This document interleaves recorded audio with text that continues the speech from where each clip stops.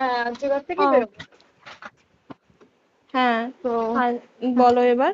বলছি ওটা হয়েছে কি বলতো, ও 2টো অব্দি পেশেন্ট দেখেছে, ঠিক আছে। হুম, মানে রাত্রি পেশেন্ট, দুটো? রাত্রি 2টো, ঠিক আছে। আচ্ছা।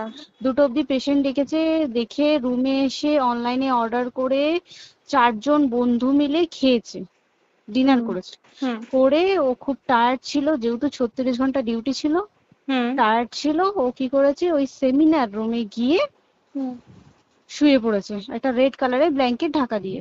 হুম। কিন্তু তারপরে মানে সেমিনার রুমে এমনি কি তোমাদের ওরকম সেমিনার রুমে টুমে ঘুমানো হয়? মানে আমি যদিও কোনো আইডিয়া নেই, ওই জন্য জিজ্ঞেস করছি। না, এবার একটা রেসিডেন্টের ডক্টর রুমস থাকেই, আচ্ছা। বুঝতে পেরেছিস, তারপরেও সেমিনার থাকে।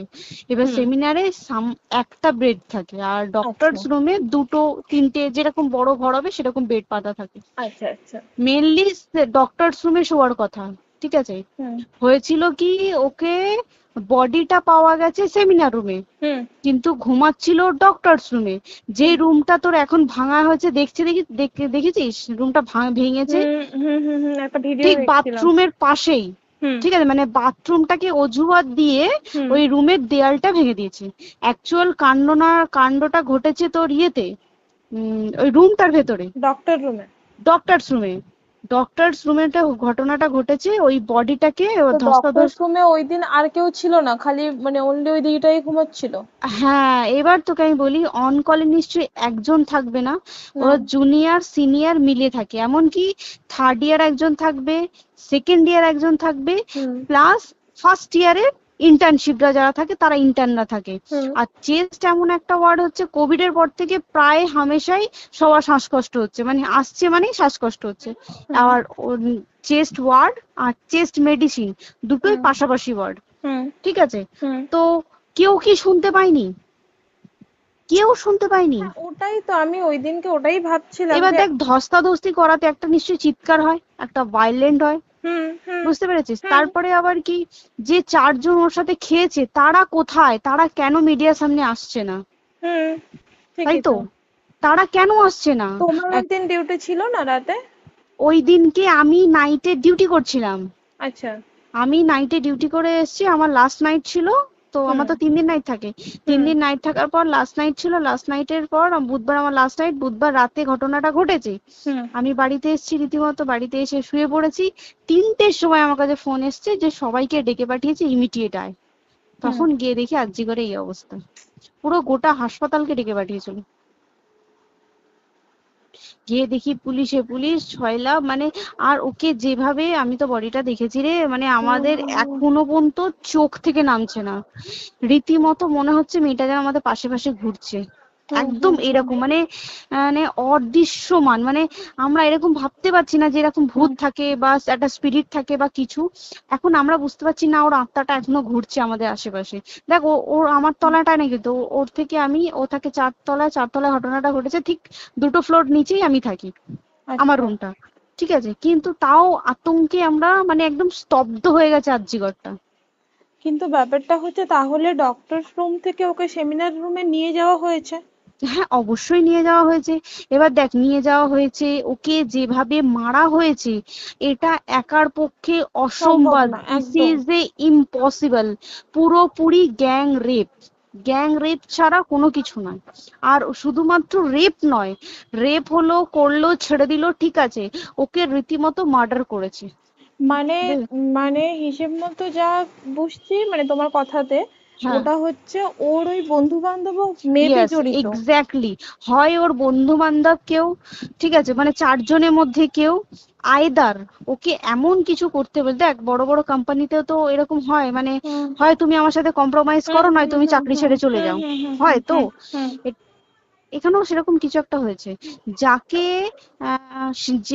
যে ক্রাইম করেছে সেও কিন্তু নর্মাল ডক্টর নয়, কিন্তু সেও একটা ভালো পোস্টে র্যাঙ্ক করছে, বুঝতে পেরেছিস, তবেই কিন্তু পুরো ব্যাপারটাকে হসপিটাল চেপে যেতে চাইছে, পুরো ব্যাপারটাকে। তাহলে এই সিভিক যে, ও কোথা থেকে আসছে?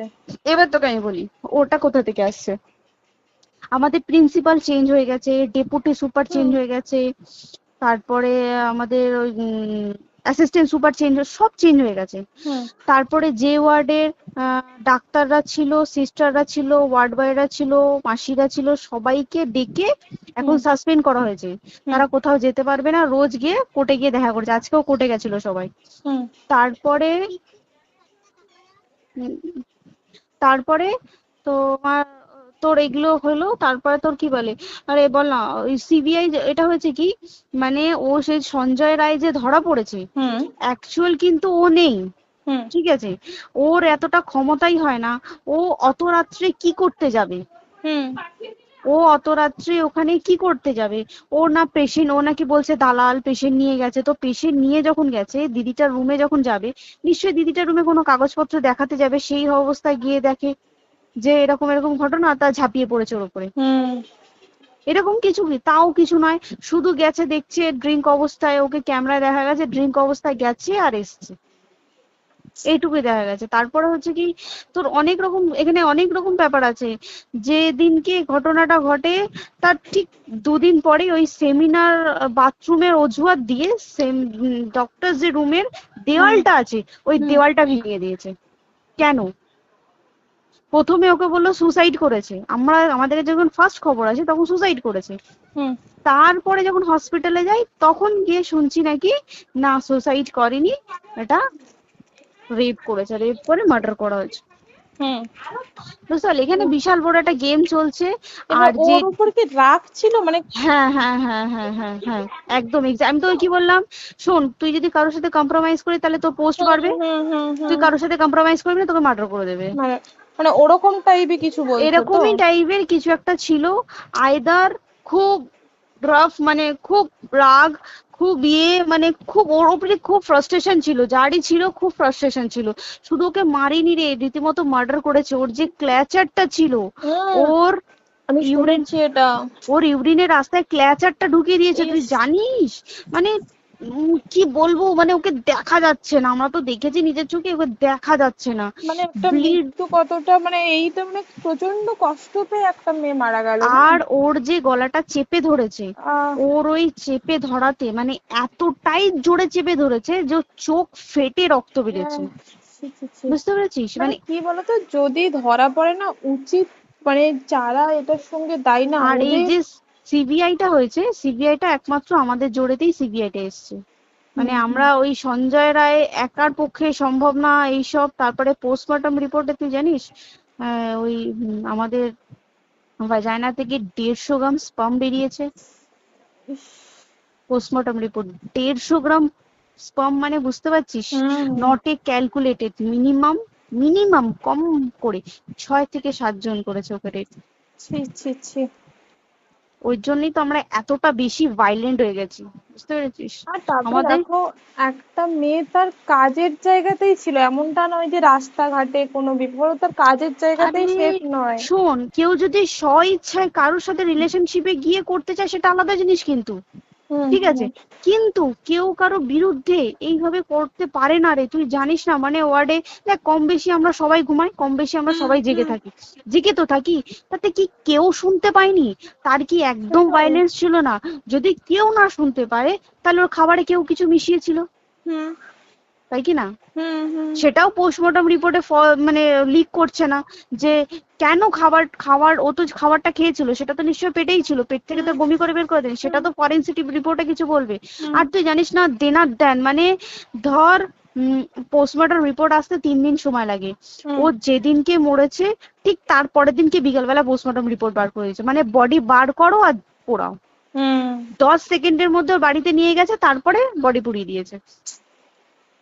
মানে কি বলবো, হসপিটাল, মমতা ব্যানার্জি, সবাই মানে তৃণমূল প্রত্যেক সবাই হুম এটাকে পুরোটাই কেসটাকে চাপা দিতে চাইছে, পুরোটা পুরোটা। তবে তুই ভাব, যে মানুষটাকে এত ক্ষতবিক্ষত ভাবে মেরেছে, তাকে অভিষেক ব্যানার, রেপ কি কলকাতায় প্রথম হলো?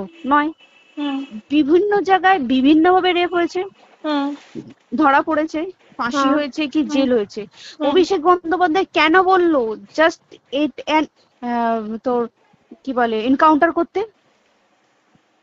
মানে কি, সঞ্জয়কে যদি এনকাউন্টার করে পুরো কেসটা চাপা পড়ে পুরো যাবে, কেসটা চাপা পড়ে যাবে একদম। স্টুডেন্টরা ঠান্ডা হয়ে যাবে।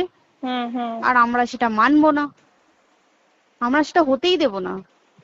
তাতে যদি চাকরি মানে আরজিকরটাকে সিল করতে হয় তাতেও আমরা রাজি আছি, সিল করে দেওয়া হোক আরজিকর, সিল করে দেবে মনে হচ্ছে যদি ঠিকঠাক ভাবে। এবার ওই জন্য আমাদের দাবিতে সিবিআই এসছে। এবার তুই একটা কথা বল, যখন দেখতে পাচ্ছে মমতা ব্যানার্জি যে কলকাতা পুলিশ আমাদের জন্য কিছু করতে পারছে না, আমরা কিছু মানতে পারছি না, 7 দিন ধরে বার করতে পারছে না, হুম তাহলে সেটা 2-3 দিনের মধ্যে কেন হ্যান্ড ওভার করে দিল না?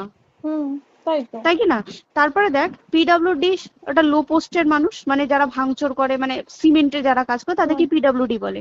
হুম এবার পিডব্লিউডির নিশ্চয়ই হায়ার অথরিটি থেকে অর্ডার এসছে তবেই ওরা গিয়ে ভেঙেছে। ওরা হুম নিশ্চয়ই পাগল নয় দুম করে গিয়ে কোনো গভর্নমেন্ট প্রপার্টি ভেঙে দেবে। হুম অর্ডারটা কে পাস করলো যে এখনই চেস্ট ওয়ার্ডটাকে ভাঙতে হলো? সিবিআই আসা পর্যন্ত অপেক্ষা করতে পারতো। কারণ আজকে অত বড় বিক্ষোভ হবার কারণ কি হচ্ছে? একটাই কারণ, যে মেয়েটি মারা গেছে ঠিক আছে, কিন্তু তাকে এত বেশি মলেস্ট করে, এত বেশি রেপ করে বা বেশি ওকে মেরেছে, তার কি কোনো প্রতিবাদ নেই? তুই কোথায় সেফ পাবি তুই আমাকে বল? তুই ধর চাকরি ছেড়ে, আজকের সরকারি চাকরি ছেড়ে তুই প্রাইভেটে যাই, প্রাইভেটেও তো তাই একই কোথাও না, অবস্থা। একদম একদম। প্রাইভেটেও একই অবস্থা।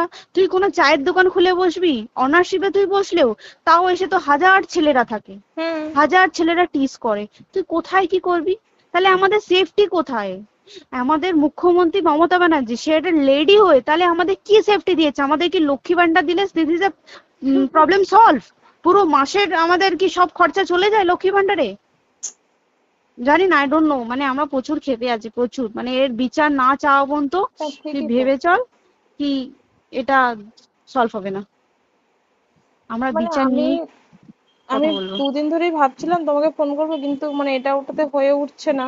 আর তোমাকে তো হুম। আমি ওই দিন রাতেই হোয়াটসঅ্যাপ করলাম না। হ্যাঁ হ্যাঁ এবার হ্যাঁ তখনই না আমি ব্যাপারটা অতটা বুঝতে পারিনি, আর আমার তার পরের দিনই ভোরবেলা ডিউটি। তা হ্যাঁ। আমি খুব তারপর সাবধানে থাকিস রে, আর খুব বলো না, সাবধানে না না। থাকিস। হ্যাঁ তাই তো, এখন মানে আর তোমরাও সাবধানে থাকো কি সবাই। বলবো বল, কিছু বলার নেই। দেখ আমাদের মধ্যবিত্ত মানুষরা আমাদের চাকরি করে খেতেই হবে, সোজা কথা। একদম একদম। তাই কিনা বল? বাবার এত হুম। পুঁজি নেই যে বসে অত বসে খাবো, ঠিক আর আছে? সেই মেন্টালিটিও নেই। পুঁজি হ্যাঁ যদিও থাকে, মেন্টালিটিও নেই হ্যাঁ যে এবার বাবার তুই, পুঁজিতে খাবে। এবার একটা কথা তুই বল, চাকরিটা কোথায় গিয়ে করবো তুই একটা বল? কোন সেটাই। স্টেটে গিয়ে চাকরি করবো তুই আমাকে বল?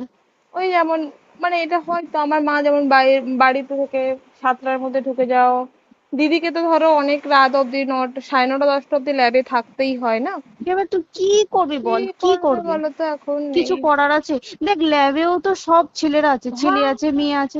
তুই একদম। কাকে বারণ করবি? তুই কাকে বিশ্বাস করবি? তুই বল। তুই ধর কলিগদের সাথে খেতে বসেছিস, ঠিক আছে, তোর টিফিনটা যদি কেউ চাইলো তুই তাকে না দিয়ে পারবি?